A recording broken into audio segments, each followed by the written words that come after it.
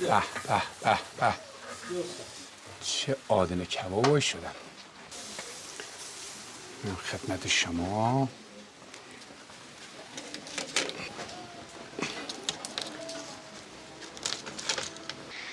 سلام و عرض ادب، خیلی مخلصیم. درود بر شما. ابوالفضل فرزانه هستم، سرآشپز و مدرس آشپزی. امروز میخوام بهتون آدن کباب ترکی را آموزش بدم، البته یک کوچولو به ذائقه ایرانیا. بریم برای معرفی مواد اولیه. 1 کیلو گوشت چرخ کرده داریم که به صورت نخودی چرخش کردیم. 750 گرم از سردست گوسفندی و 250 گرم از قلوه گوسفندی استفاده کردیم. 100 گرم از ارزم به حضور شما پیازچی استفاده میکنم. 30 گرم از جعفری، 20 گرم از سیر، 150 گرم از فلفل دلمه قرمز، 50 گرم فلفل کاپی، پل بیبر برای هر کیلو 10 گرم، پاپریکا 8 گرم، سماق 8 گرم، نمک 13 تا 15 گرم. دوستان عزیز، ابتدا فلفل دلمه رو به حالت که میبینید نگاه کنید. مغز کارا خیلی مرتب و تر و تمیز، فقط مواظب باشین دستانو نبرید.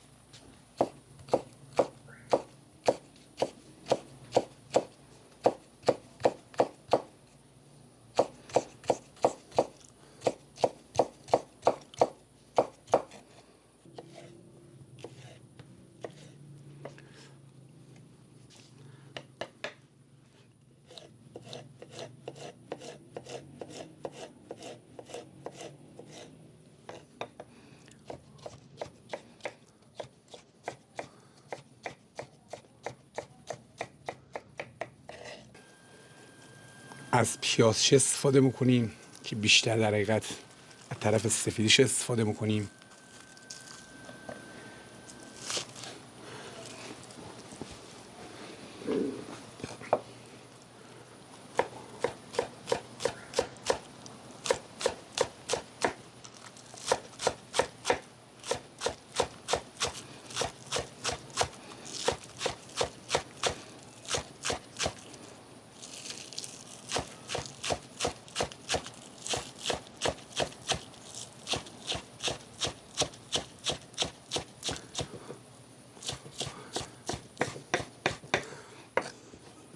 حالا از جعفری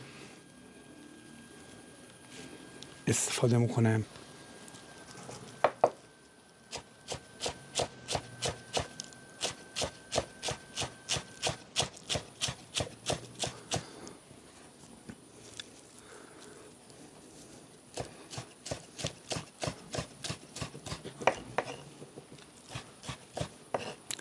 حالا از سیر استفاده میکنیم.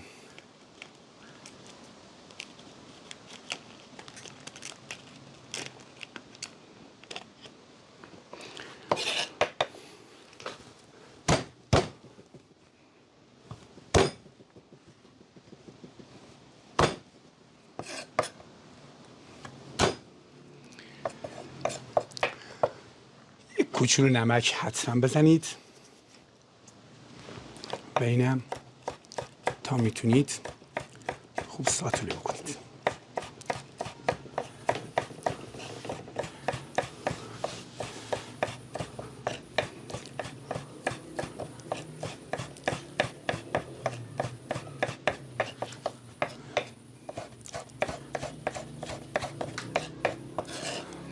خب اینم از گوشتمون رو میریزیم رو تخته.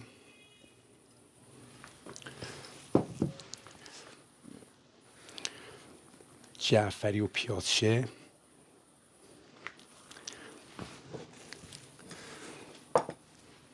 فلفل دلممون رو فشار میدیم که اگه آب داشت نباید باشه.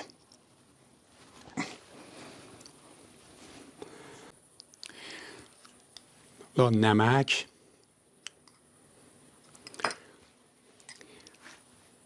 سماق، پل بیبر که بیس هستش در حقیقت پل بیبره، پاپریکا. خب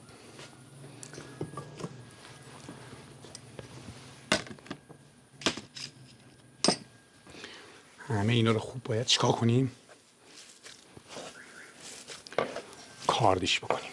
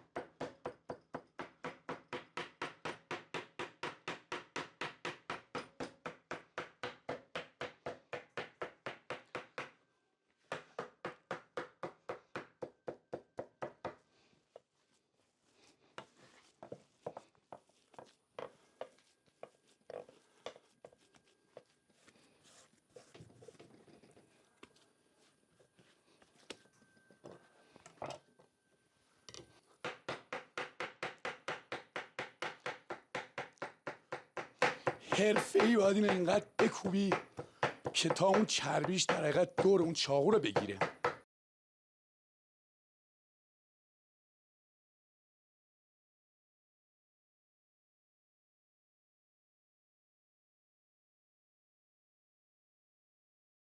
الان دیگه عالیه.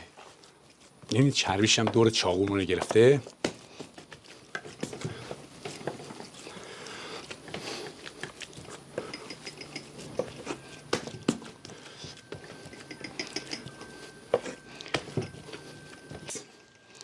اینا میذاریم داخلین ظرفمون، میذاریم 1 ساعت خوب استراحت بکنه.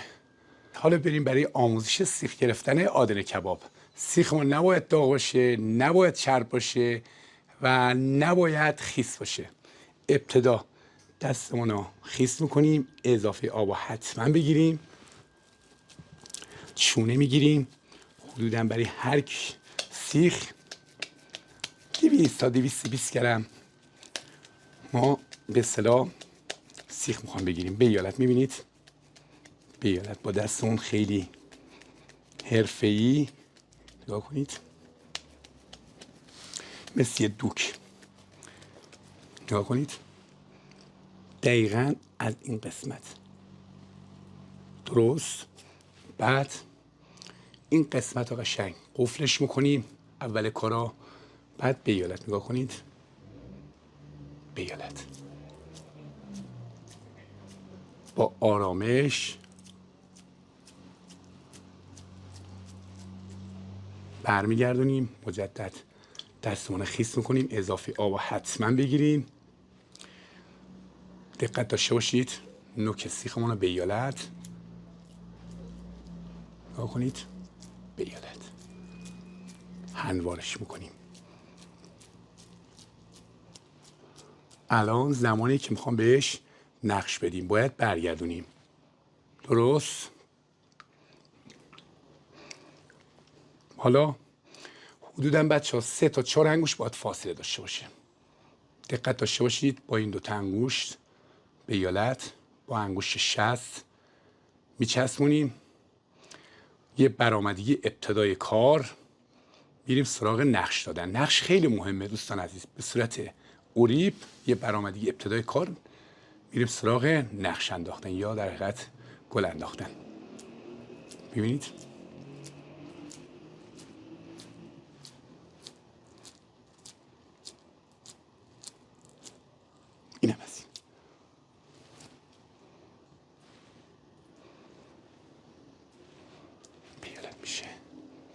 اینم پشت کار.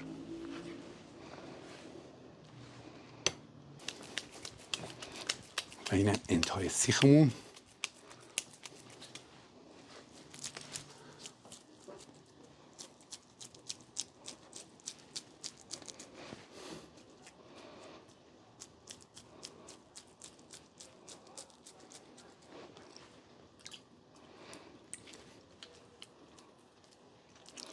یه بار دیگه هموار و نقش. اینم به افتخار شما.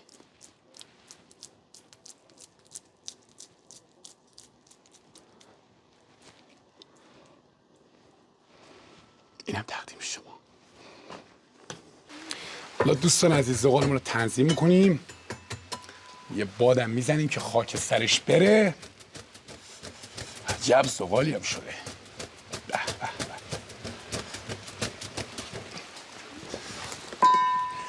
کبابا رو بگیر.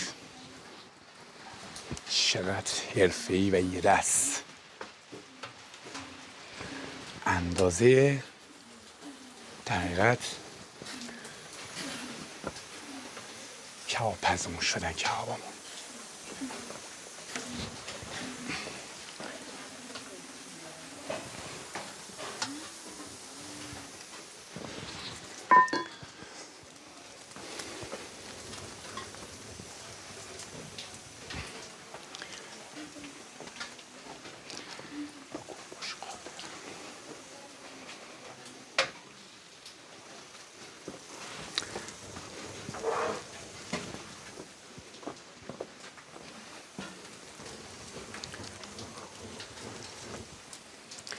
لا برمیگردونیم. ببینید به به به به به به.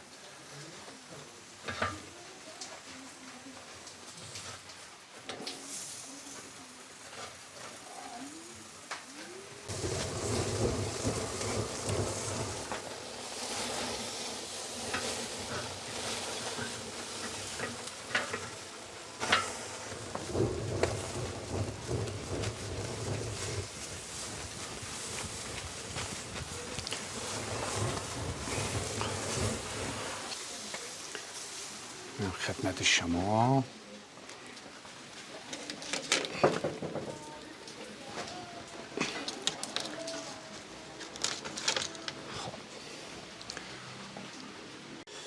و تست بکنیم ببینیم چی شده.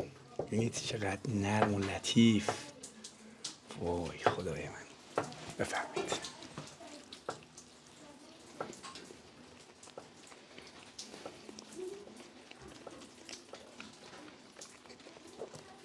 واقعا خوشمزه است. بی نهایت خوشمزه است. امیدوارم از آموزش عادل کباب ما لذت ببرید. ما رو حتما تو یوتیوب دنبال بکنید. زنگوله پایین رو بزنید تا آموزش ما رو حتما ببینید. لینک بالا رو بزنید. آموزش لبنانی کباب کفتا رو از دست ندید. خیلی مخلصیم. اراده.